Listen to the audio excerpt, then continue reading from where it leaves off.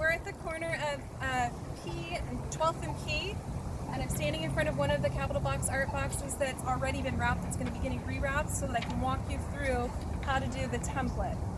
So we're going to start with panel 1. Panel 1 is the largest panel that faces the street. So obviously this one's on an intersection that faces 2 Street. This narrow one is not panel 1. It's this wider panel that is panel 1.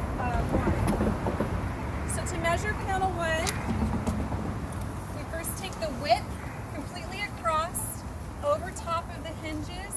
So it's about 33 inches. So if I say that this is 33 inches wide, we still have to add the 1-inch bleed on the sides here. So your finished file should be 35 inches wide with bleed.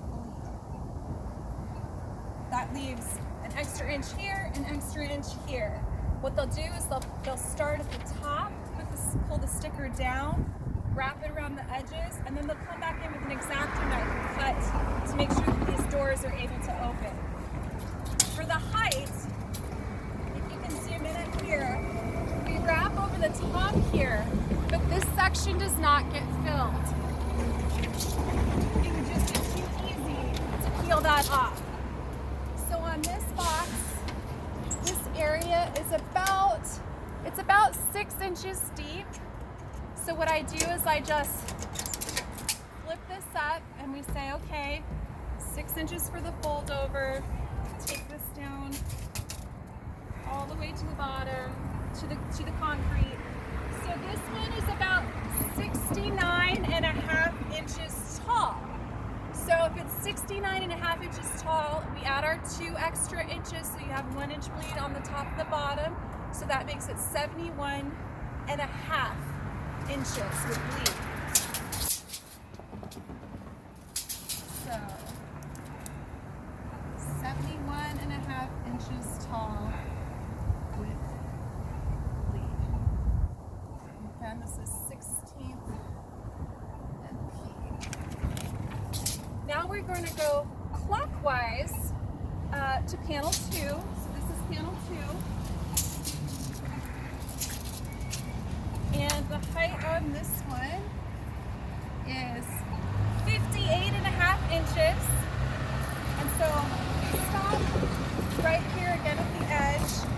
58.5 inches plus your 2 inches, so 60.5 inches tall to here. Actually, sorry, I did it again. You measure from here all the way to the top. So it's 65 inches tall, and then you add an extra inch at the top and an inch at the bottom. So this file would be 67 inches tall, and then the width is 2 feet, and so you add the 2 inches, so 26. So your finished file for this will be 26 inches wide with bleed.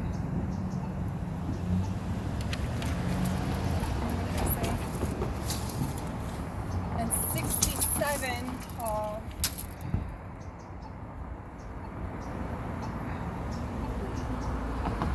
And again, they'll come back and cut out these areas for the handle. So you might want to, on panel 2, you might want to be like, okay, there's a little bit of handle here, and a little circle for where the lock is. And then we come around, this is panel 3. And it should be identical to panel 1. So again, we got our approximately 6 inches there. And when in doubt, it's better to add a little bit more than to have not enough material. So again, this one is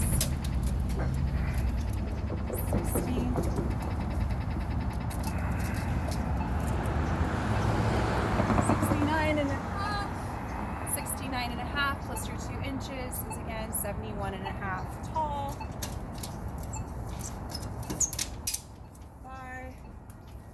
We are 33 inches, so 35 inches wide with bleed.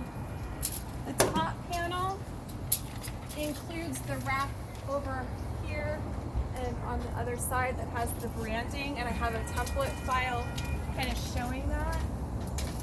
So if we take this, on most of the boxes this is about 1 inch tall. On some of the boxes it's almost 3 inches tall. So we want to keep the branding the same size, so it might look like it's floating in a little bit bigger space on some of your boxes that have the 3 inches. But in this case, this one is 18 inches.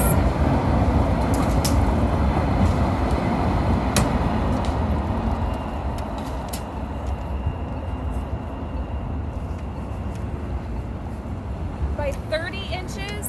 And on this one, I believe we didn't have to do the bleed because we're not wrapping down, we're literally just wrapping this over. So the 18 by 30 is fine. You can do a bleed if you want to, but we don't have to. And then finally, panel 4. Again, it should be the same dimensions as panel 2. And you just want to note where the handles and the grates are so that you don't put, you know, something critical over the grates that can't handle that texture. So this is how we do the big boxes. Hopefully that was helpful. I think we're going to try and go find a box that hasn't been wrapped so I can measure that for you.